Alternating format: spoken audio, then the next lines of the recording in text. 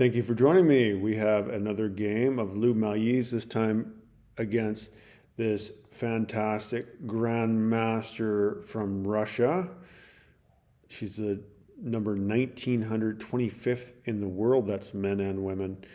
And she is a legitimate grandmaster, so she has met all the grandmaster norms and also a woman grandmaster. So she qualifies as a grandmaster in both ranks. Yeah, she's from Russia. She was born in 1991, so what that makes her 31 years old, possibly 30, 31. And she's playing against Lu Miaoyi for the Blitz World Chess Championship. This was just played a couple days ago. I've covered many of these other chess games of Lu Miaoyi's in this Blitz and in the Rapids. You can check that out. Please like and subscribe. Please like and subscribe, as I'm just almost have 1,000 subscribers. It'd be fantastic if those last 20-something subscribers. Anyway, let's go ahead and get into the game. The Grandmaster begins with pawn to d4, and Lu Miaoyi responds with pawn to d5. And so we have the queen pawn opening. We have pawn to c4 by the Grandmaster. So the queen's gambit, but declined by Lu Miaoyi with pawn to e6. Now we have knight to c3 by the Grandmaster. And Lu Miaoyi again goes for the Tarrasch variation of the queen's gambit with pawn to c5. Yeah, Grandmaster Tarrasch, one of the first ever Grandmasters, come up with this very strong move. And just like a game we saw recently, we have pawn captures on d5. So during the Rapids, Lu Miaoyi faced this exact same opening. She was playing against Osmak, I believe, and it went exactly the same way so far. So we have pawn captures d5 by white, and now pawn c captures d4 by Lu Miaoyi. And in the last variation, actually, we saw queen goes to d4. But here instead, we see another excellent move from the position. Queen captures d4 directly, rather than queen to a4 check, and then collecting the pawn. White goes ahead and grabs the pawn right away. This, to me, seems better, rather than helping them develop the bishop, but let's continue. Anyway, we have knight now to c6 by Lu Miaoyi. You can't take that knight, of course, with the pawn, because the queen would be hanging. So queen back to d1, as is often played in this position, one of the strongest possible moves that can be made. We now have pawn captures d5, so e captures d5 by Lu Miaoyi, and now the queen goes ahead and captures the pawn. Queen takes d5, bishop now to d6 by Lu Miaoyi. This is the best possible move in the position. And now we have knight to f3 by the Grandmaster. Knight to f6 by Lu Miaoyi. And now the Russian Grandmaster plays the best move in the position, queen back to d1. Hey, oftentimes it is best just to bring the queen back to her starting square, so don't be afraid to do that. With the other pieces, usually you don't want to bring them back, but sometimes, it's kind of a centralized position. It works well for the queen, but let's continue. We have castles now by Lu Miaoyi. Lu Miaoyi castles to the king side. And now bishop to g5 by the Russian Grandmaster. Pawn to h6 by Lu Miaoyi, the best possible move in the position. And the best response is bishop to h4. And that's what's played by the Grandmaster. Lu Miaoyi plays rook to e8. And this is a good time to go ahead and remind you, these ladies are under duress. This is brutal. For me, I'd have trouble dealing with this kind of time constraints. Each of them has less than 2 minutes left on the board, so they can lose if they run out of time. Anyway, Lu Miaoyi plays rook to e8, technically a mistake. She should just go ahead and go after the bishop. I wouldn't play that move because it would weaken my king. It's difficult for me to imagine playing a line like that. Maybe you can. You know, this computer is able to calculate things that we can't see. It seems dangerous for me. I wouldn't want my king to be less safe. But let's continue with what actually happened on the chessboard. After rook to e8, the Grand Master from Russia plays pawn to e3. We now have bishop to g4 by Miaoyi. Certainly a strong move. Although, again, the computer's like, hey, start throwing your pawns at their king side. And I mean, obviously the computer's probably right, but that's awfully risky. You're going to have to do a lot of calculations in that line. We now have bishop to e2 by the Grand Master. Definitely a strong move, although bishop to b5 is suggested to be better here. Let's just continue with what actually happened.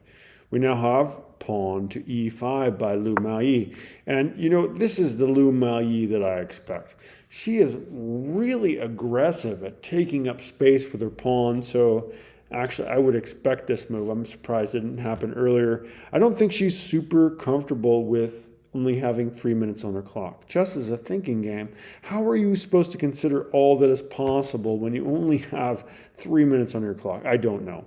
Anyway, she finds the absolute best move, pawn to g5 here. And, well, yeah, you can only really play this. Bishop to g3 by the Grand Master. And now bishop captures bishop by Miaoyi. This is not necessarily the best move. It might have been best to go ahead and just pin the knight with your bishop to the king. That would have been slightly better, but let's go ahead and continue. We now have pawn captures g3 by the Grand Master from Russia. Best possible move she can make. And now queen to b6 by Miaoyi. Yeah, it would have been better maybe to move the queen here, but we're not actually going to go into that. It's a very slight difference. We have queen to b3 now by white, offering the queen trade, and Miaoyi goes ahead and accepts that trade, as it does destabilize the pawn structure there. So now we have these doubled isolated pawns. That is certainly a weakness, something that you have to keep in mind as you play. Do keep in mind now that Miaoyi is under time duress. She's got 32 seconds on the clock. Meanwhile, the Grand Master has 1 minute and 45 seconds. So problem for Miaoyi. I think she struggles under time.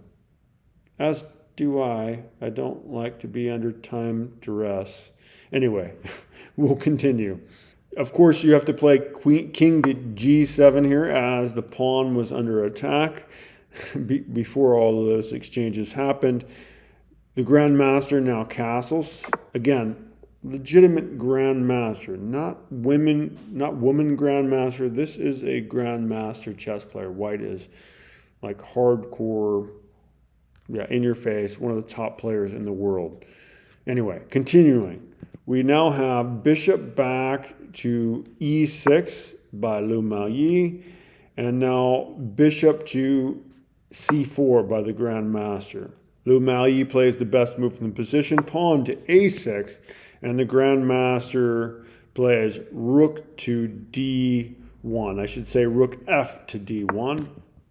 Miaoyi plays rook a to d8, facing off with that rook.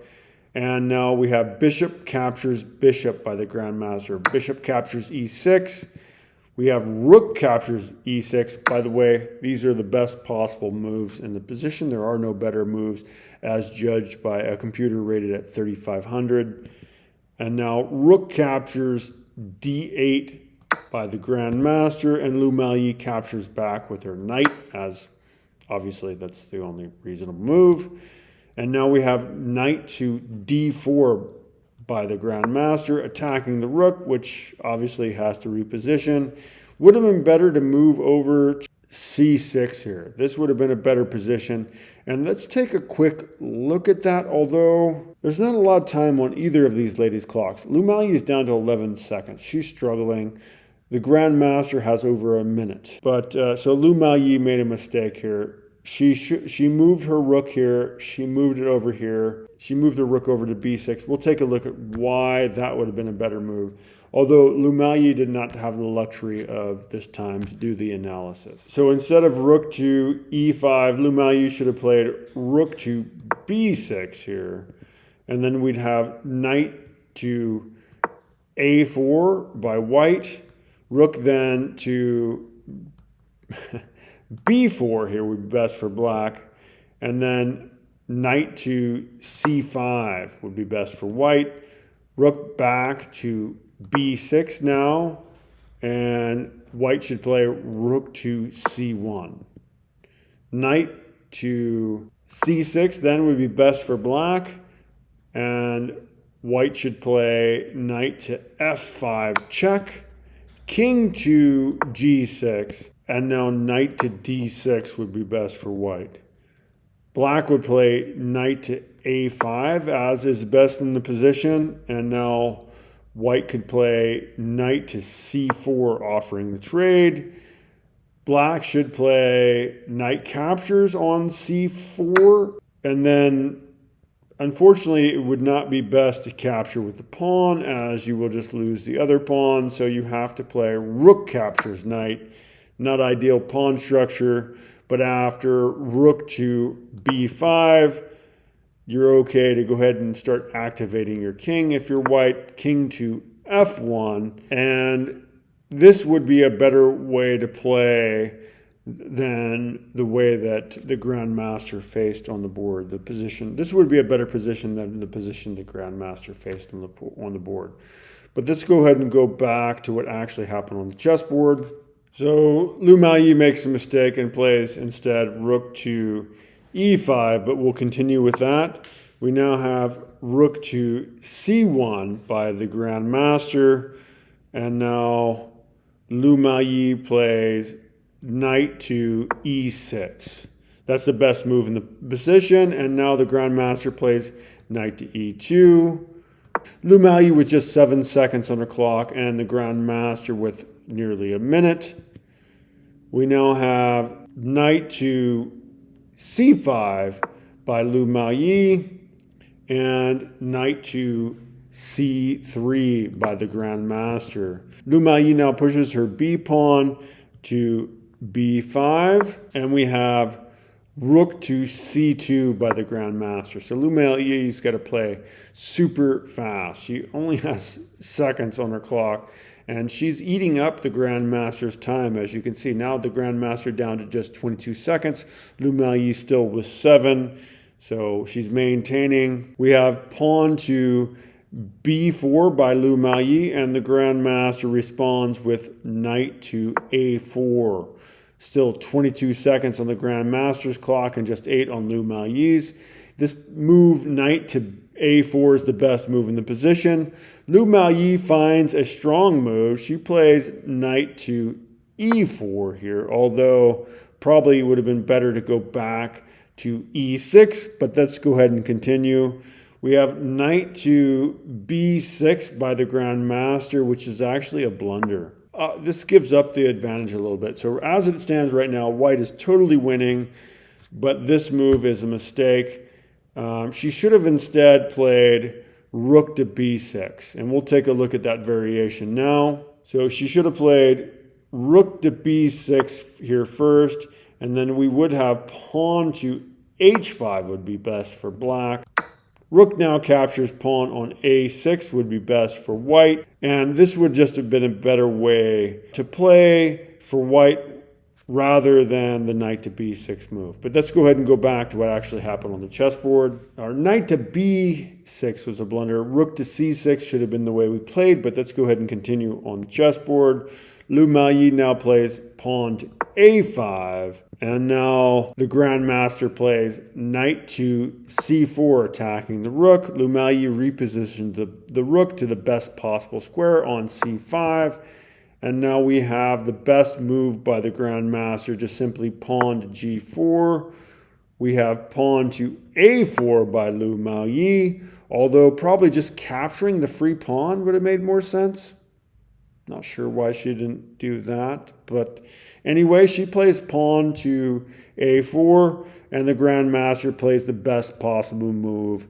B captures on a4. We have pawn to b3 by Miaoyi, and the grandmaster actually blunders and brings her rook back to c1.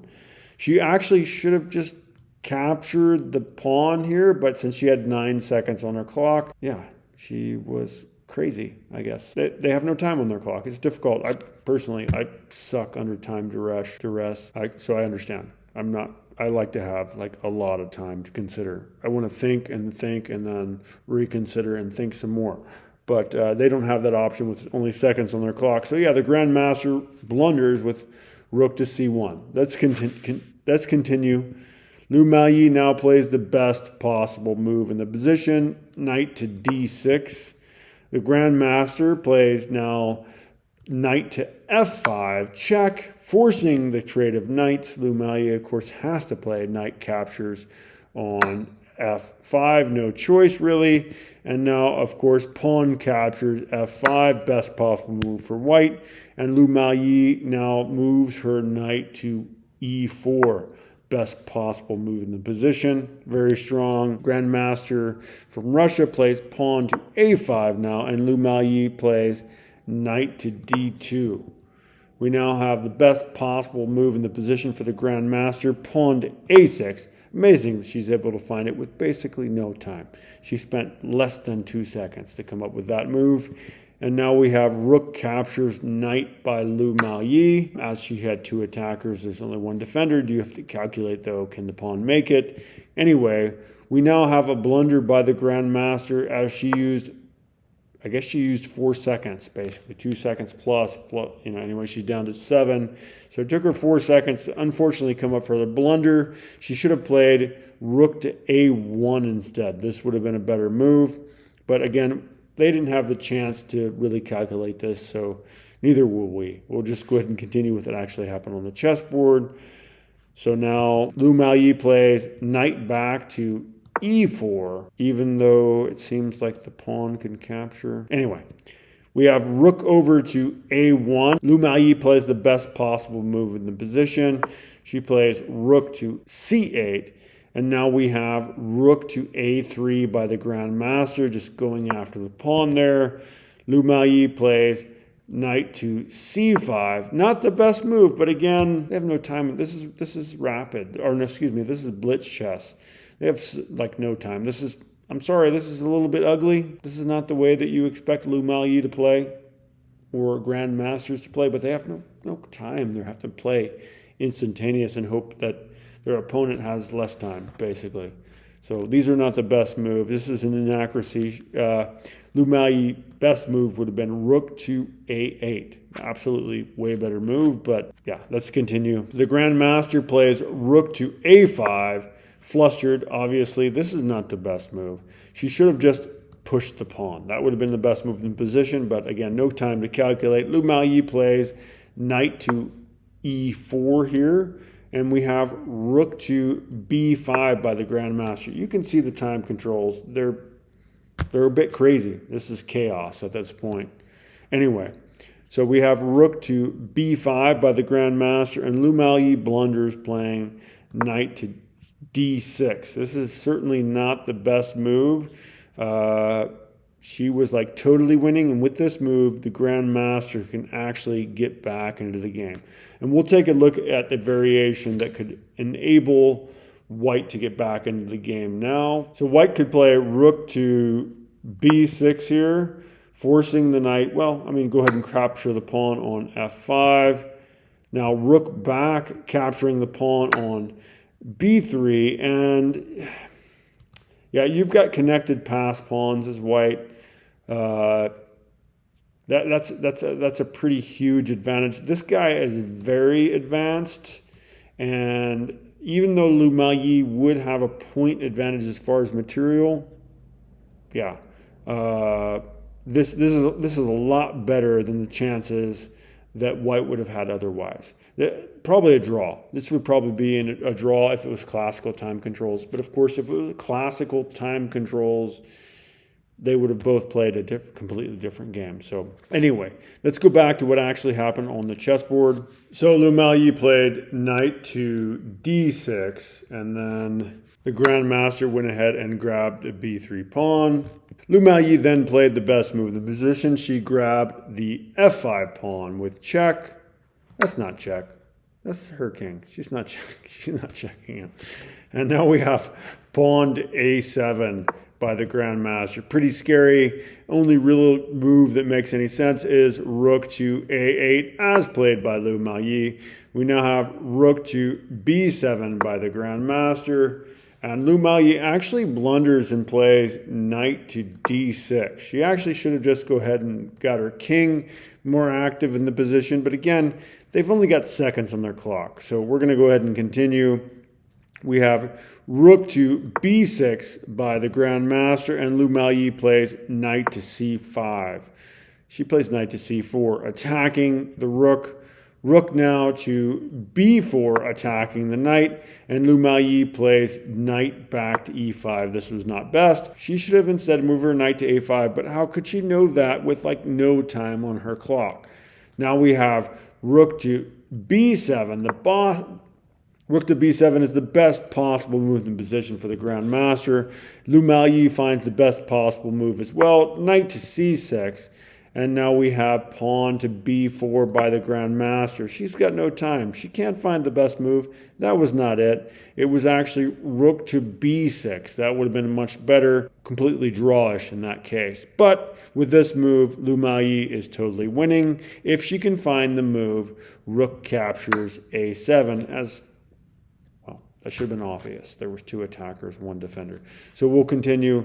We now have rook to b6 by the grandmaster. Lu Miaoyi moves her knight to the best possible square on e5.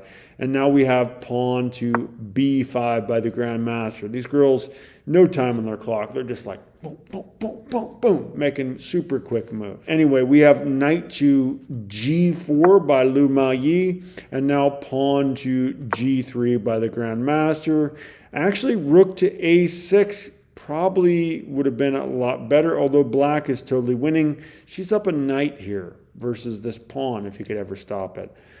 So knight versus, I mean, that's a dangerous pawn, but yeah, black should be winning. We now have rook back to a2 by Lu Miaoyi, and under time duress, the grandmaster misses the threat here and plays the unfortunate rook to c6.